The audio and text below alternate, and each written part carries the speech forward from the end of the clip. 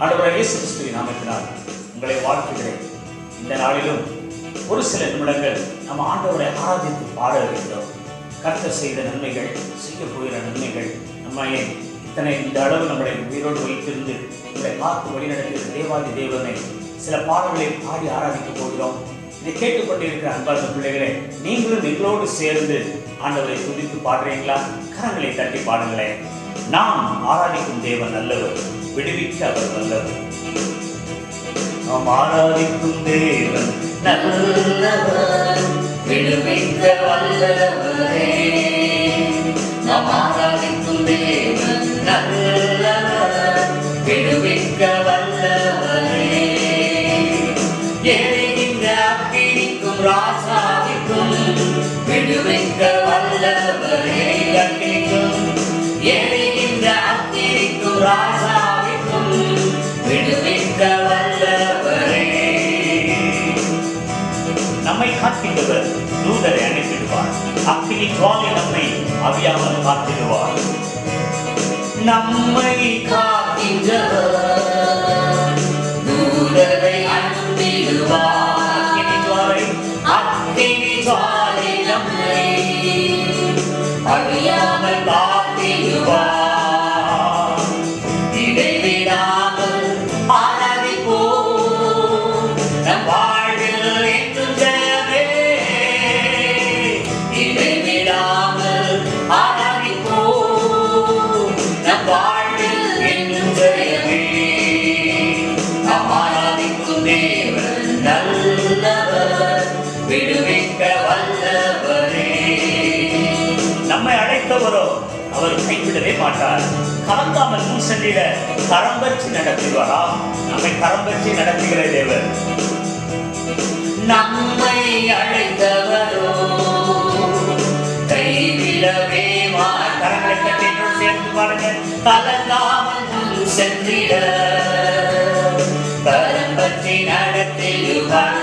நம்மை அழைத்தவரோ நம்மை அழைத்தவரோ கைவிடவே மாட்டார். கலங்காமல் முன் சென்றிட கரம் பற்றி நடத்தி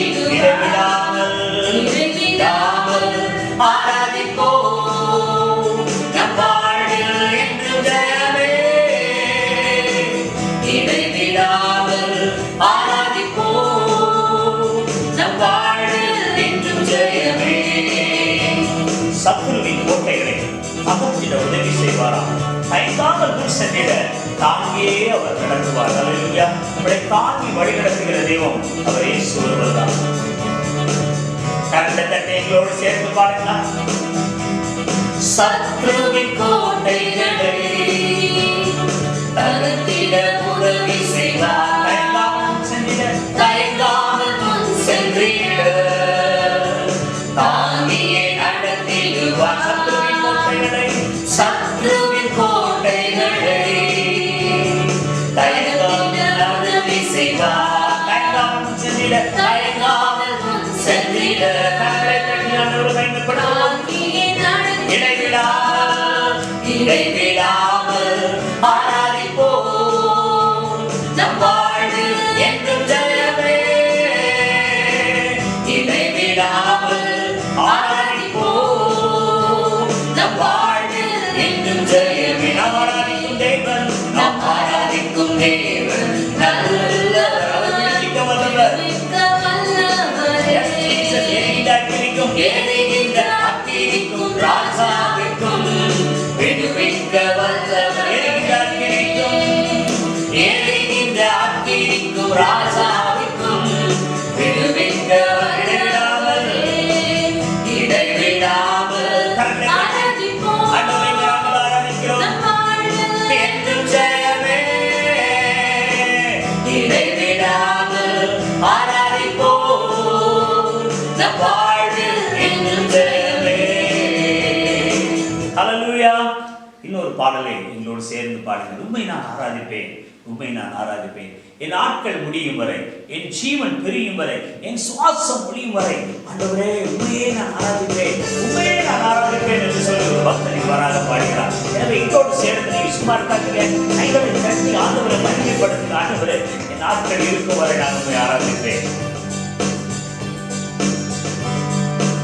உம்மை ஆராதிப்பேன், உம்மை ஆராதிப்பேன், கரங்களை உம்மை ஆராதிப்பேன், இயேசுவே உம்மை ஆராதிப்பேன். என் நாட்கள் முடியும் வரை, என் ஜீவன் பிரியும் வரை, என் சுவாசம் ஒழியும் வரை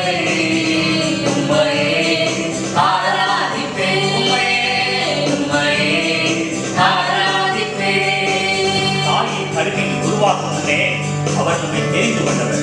தாயின் மேலாக அனுபவித்து உங்களையும் என்னையும் காக்கும்படி நடக்கிற தேவன் அவர். எனவே அவரை உற்சாக கரங்களை தட்டி ஆராதிப்போமா? தாயின் கருவில் வாழும் முன்னே பெயர் சொல்லி அழைத்தவர் நீரே. தாயின் மேலாக அன்பு வைத்து எனக்காக ஜீவன் தந்தீரே. தாயின் கருவில் வாழும் முன்னே பெயர் சொல்லி அழைத்தவர் நீரே. தாயின் மேலாக அன்பு வைத்து எனக்காக ஜீவன் தந்தீரே.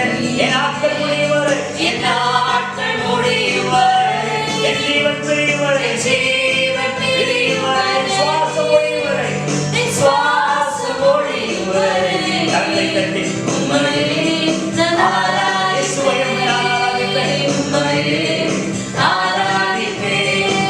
பாவி என்று என்னை தள்ளிடாமல் ஆண்டவரே, அன்றோடு நீர் என்னை அணைத்துக் கொண்டீராண்டவரே.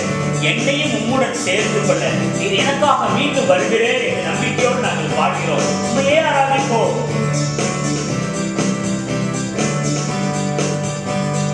பாவி என்று என்னை தள்ளிடாமல் அன்போடு அணைத்துக் கொண்டீரே. என்னையும் உம்முடன் சேர்த்து கொள்ள நீர் எனக்காக மீண்டும் வருகிறீர். பாவி என்று என்னை தள்ளிடாமல் அன்போடு அணைத்துக் கொண்டீரே. என்னையும் உம்முடன் சேர்த்து கொள்ள நீர் எனக்காக மீண்டும் வருகிறீர். என் நாட்கள் முடியும் வரை, என் ஜீவன் பிரியும் வரை, என் சுவாசம் ஒழியும் வரை உம்மையே ஆராதிப்பேன், உம்மையே ஆராதிப்பேன். எத்தனை முறை இடறினாலும் அத்தனை நீர் மன்னிக்கிறார்களே. நன்மையின் கிருபை என்னை தொடரும், என்னை நீ மீண்டும் நடக்க வைக்கிறே. அல்லேலூயா. எத்தனையோ முறை நான் இடறி இருக்கிறேன் ஆண்டவரே, ஆனாலும் என்னை தேடி வந்தீரே. உம்மை நான் ஆராதிக்காமல் இருக்கவே மாட்டேன் ஆண்டவரே. எத்தனை முறை இடறினாலும் அத்தனையும் மன்னித்தீரே. நன்மையின் கிருபை தொடரச் செய்து என்னை மீண்டும் நடக்க வைத்தீரே. எத்தனை முறை இடறினாலும் அத்தனையும் மன்னித்தீரே. நன்மையின் கிருபை தொடரச் செய்து என்னை மீண்டும் நடக்க வைத்தீரே. என் நாட்கள் முடியும் வரை, என் ஜீவன் பிரியும் வரை, என் சுவாசம் ஒழியும் வரை உம்மையே நான் ஆராதிப்பேன், உம்மையே நான் ஆராதிப்பேன், உம்மை ஆராதிப்பேன், சேர்த்து உம்மை ஆராதிப்பேன், உம்மை ஆராதிப்பேன், உம்மை ஆராதிப்பேன். என் நாட்கள் முடியும் வரை, என் ஜீவன் பிரியும் வரை, என் சுவாசம் ஒழியும் வரை உம்மையே ஆராதிப்பேன், உம்மையே ஆராதிப்பேன், உம்மையே ஆராதிப்பேன், உம்மையே ஆராதிப்பேன். அல்லேலூயா. ஒரு விஷயம் எப்படியாக நம் கரங்களை உயர்த்தி ஆண்டவரை ஒரே ஒரு சில நிமிடங்கள் நாம் ஆராதிக்க போகிறோம். உம்மோடு இருப்பதுதான் எனக்கு வாஞ்சை ஆண்டவரே என்று சொல்லி ஒரு பக்தர் பாடுகிறார். எனவே ஆண்டவருடைய சமூகத்தில் இருப்பதை போல ஒரு சந்தோஷம் ஒன்றுமே இல்லைங்க. அவருடைய சமூகத்தில் இருந்து கொண்டு அவரை பிரித்து கொண்டு இருப்பதை போல ஒரு சந்தோஷம் ஒன்றுமே இல்லை. சங்கீதக்காரன் சொல்கிறார், கர்த்தர் நான் எப்பொழுதும் ஸ்தோத்திரிப்பேன், எக்காலத்திலும் ஸ்தோத்திரிப்பேன், எந்த நேரத்திலும் நான் ஸ்தோத்திரிப்பேன் என்று சொல்லி எங்களோடு சேர்ந்து நீங்கள் ஆண்டவரை ஆராதிக்கீங்களா? உம்மோடு இருப்பதுதான் உள்ளத்தில் வாஞ்சை, உம் சித்தம் செய்வதுதான் எங்களோடு சேர்ந்து இதயத்தில் ஏக்கமையா. முடிந்தவர்கள் முழங்கால் போட முடிந்தவர்கள் முழங்கால் படி போட்டு ஆண்டவரே உம்மோடு இருப்பதே எங்களுடைய வாஞ்சை, என் உள்ளத்தின் ஏக்கமையா. உம் சித்தம் செய்வதுதான்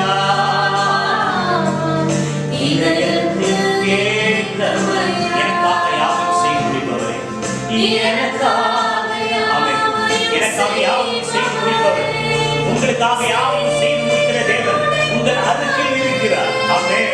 உங்கள் அருகில் இருக்கிறார். எனக்காக யாவும் செய்பவரே, செய்து முடிப்பவரே, என் வாருங்கள், என் வாருங்கள்.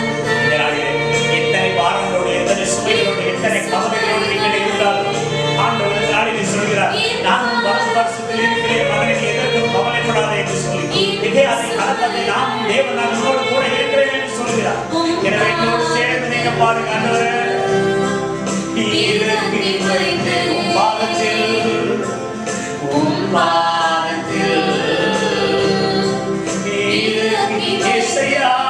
கரங்களை உயர்த்தி ஏசையா உம்மை, அவரையெல்லாம் நமக்கு வேறு தெய்வம் இல்லையா, அவர் மாத்திரமே நமக்கு உண்டு.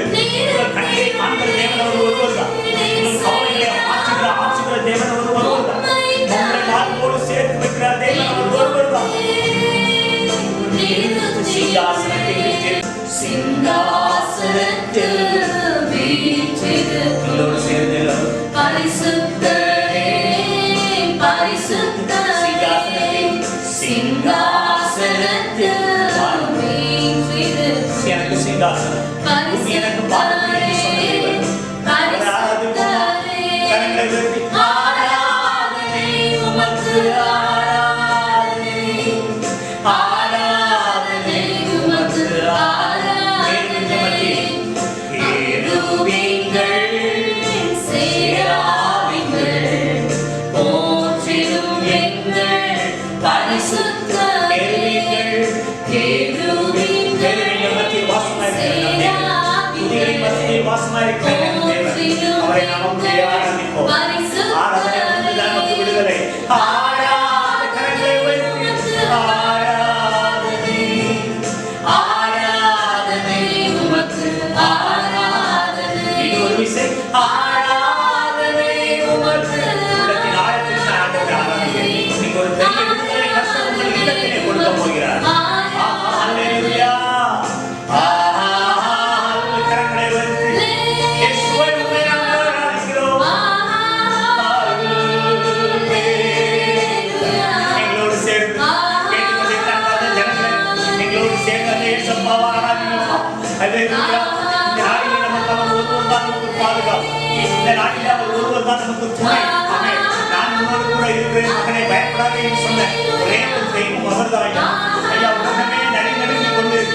பயந்து கொண்டிருக்கிறது, என்ன செய்ய போகிறோம், என்ன செய்ய போகிறோம் என்று சொல்லி மக்கள் கலங்கி நிகழ்த்தி இருக்கிறார்கள். ஆண்டவர் சொல்கிறார், மகனே, கலங்காத மகளே, நான் உங்களோடு கூட இருக்கிறேன் என்று சொல்கிறார். கர்த்தருடைய பிள்ளைகளே, ஆண்டவரை ஆராதிங்க. ஆண்டவரை துதிப்பதை போல, ஆண்டவரை ஆராதிப்பதை போல ஒரு சந்தோஷம் ஒன்றுமில்லை. ஆராதிப்பது விடுதலை. சாத்தான் நடுநடுங்கி போகிறான். ஆராதிக்கும் போதே கட்டுகள் ஒடுங்கி இருந்தன. ஆமென். இந்த நாளிலே கட்டல் காணப்படுகின்ற வைரஸ் என்ற கட்டுகள் இந்த நாளிலே நீங்கள் ஆராதிக்கும் போது ஒன்றுமில்லாமல் போகும்.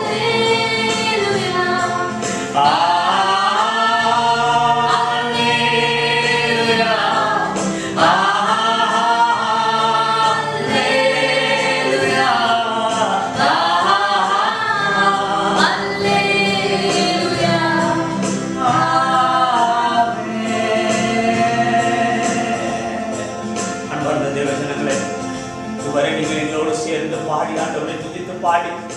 ஆண்டவரை நோக்கி கதறி அழுதோம். இந்த நாளிலே நமக்கு கர்த்தர் விடுதலை தர வேண்டும். எப்படிப்பட்ட சூழ்நிலை வாழ்ந்து கொண்டு இருக்கிறோம் என்பதை ஒவ்வொருவரும் அறிவீர்கள். ஒவ்வொரு நாளும் பேப்பரையும் டிவியையும் பார்க்கும் பொழுது நம்முடைய உள்ளம் குமுறுகிறது, வேதனைப்படுகிறது. அவர்களுக்காக நீங்க ஜெபிங்க, டாக்டருக்காக ஜெபிங்க, தூய்மை பணியாளருக்காக ஜெபிங்க, போலீஸ்காரர்களுக்காக ஜெபிங்க, இந்த வைரஸுக்காக யாரெல்லாம் பாடுபடுகிற ஒவ்வொருவருக்காக ஜெபிங்க, ஒவ்வொரு தேசத்திற்காகவும் ஜெபிங்க, நாடுகளுக்காக ஜெபிங்க. ஆமென். நாம் ஜெபிக்கும் பொழுது தேசத்திலே சேமத்தை ஆண்டவர் உண்டு பண்ணுவார். அற்புதம் செய்கிற கரம், அதிசயம் செய்கிற கரம் நம் தேசத்தின் மீது பட வேண்டும். ஆண்டவரிடத்தில் எங்க முழங்கால் மட்டும் ஜெபிங்க. ஆண்டவரே, எங்க தேசத்துக்கு இறங்குவீராக, எங்கள் மக்களுக்கு இறங்குவீராக என்று கதறுங்கள். ஜெபிக்கும் பொழுது கர்த்தர் ஒரு பெரிய விடுதலை தருவார். ஆராதிக்கும் போது ஒரு பெரிய விடுதலை ஆண்டவர் தருவார். கர்த்தர் இந்த நல்ல நாளிலே உங்களை ஆசீர்வதிப்பார். இந்த தொடர்ந்து இந்த சபைகளை நீங்க விட்டுறாதீங்க. கேளுங்க, ஆண்டவரை துதித்து பாடுங்க. கர்த்தர் நாமே உங்களை ஆசீர்வதித்து உங்களை வழி நடத்துவார். இயேசுவின் மூலம் வேண்டிக் கொள்கிற நல்ல பிதாவே, ஆமென்.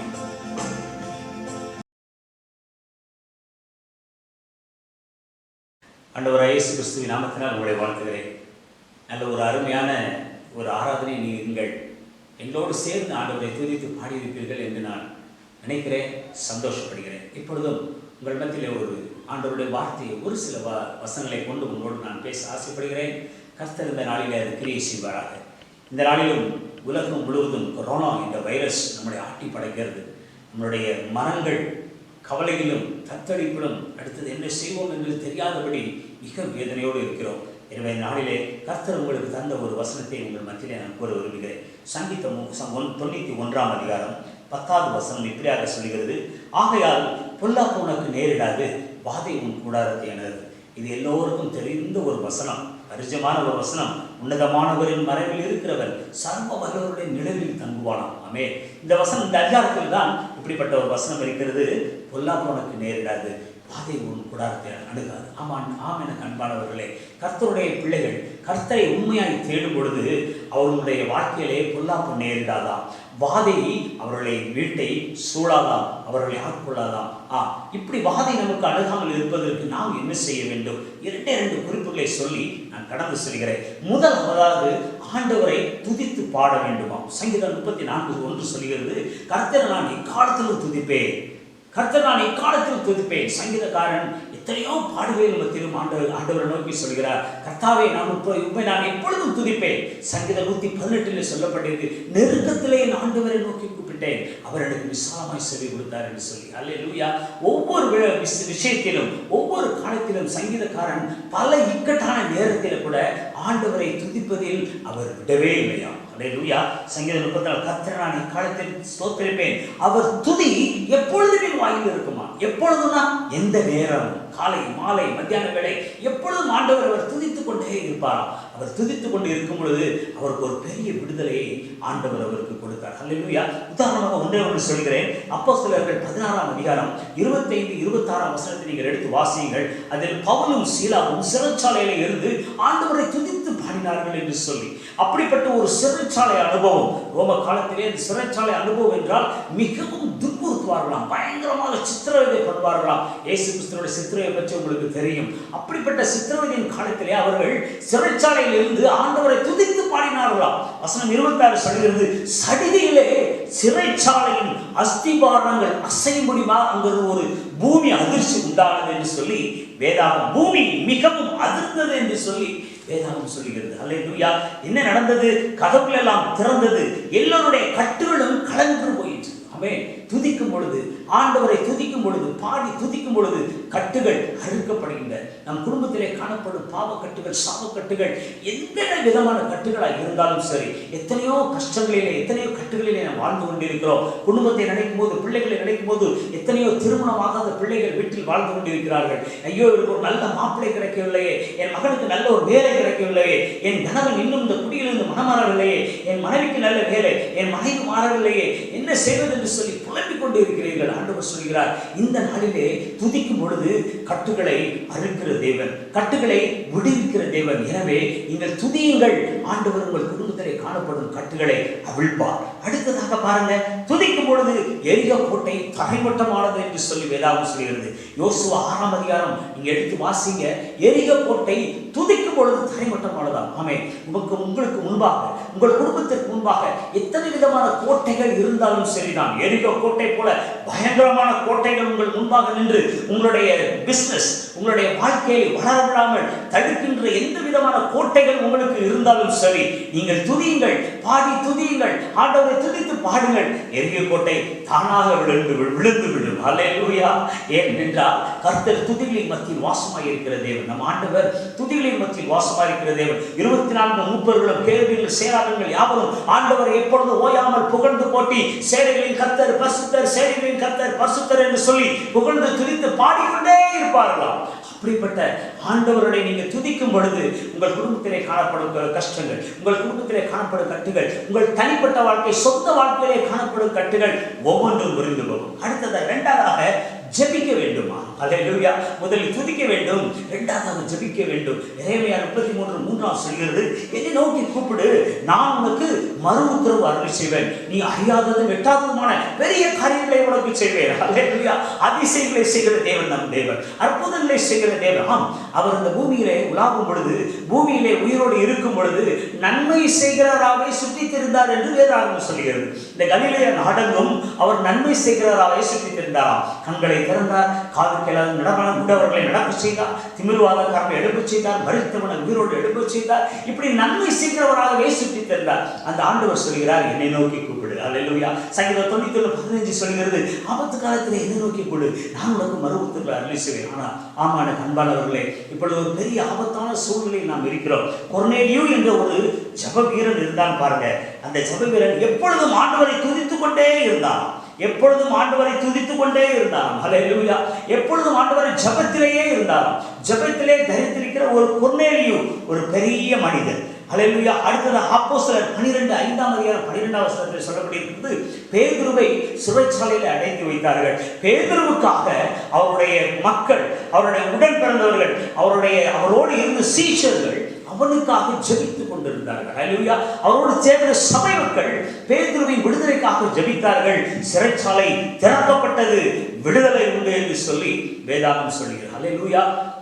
ஜெபிக்கும் பொழுது விடுதலை, துதிக்கும் போது விடுதலை. ஒரு உதாரணத்தை உங்கள் மத்தியில் நான் சொல்ல ஆசைப்படுகிறேன். எலிசபெத் என்ற ஒரு சகோதரி உண்டு பாருங்க. இது ஒரு உண்மை சம்பவம். இந்த எலிசபெத் என்ற சகோதரிக்கு விரோதமாக அவர்கள் குடும்பங்கள் மற்றவர்கள் எல்லாரும் சேர்ந்து அவளுக்கு செய்வினை வைத்தார்களாம். இதை ஒரு மந்திரவாதி இடத்துல கொண்டு போய் இந்த செய்வனை ஏவ சொன்னார்கள். இந்த மந்திரவாதி எல்லா பிசாசுகளையும் கொண்டு அவளை கொல்லும்படியாக, அவளை எப்படியாவது கொன்றுவிட வேண்டும் என்று சொல்லி செய்வனை ஏவினான். ஆனால் போன பிசாசுகளாம் திரும்பி வந்தது. இவனுக்கு ஒன்றுமே புரியவில்லை. எனவே பிசாசையின் தலைவனான காளி என்ற ஒரு பிசாசை அனுப்பி, நீ போய் அவளை கொன்று விட்டு வா என்று சொல்லி இந்த காளி பிசாசு போன ஸ்பீட்ல திரும்பி வந்து விட்டதாம்.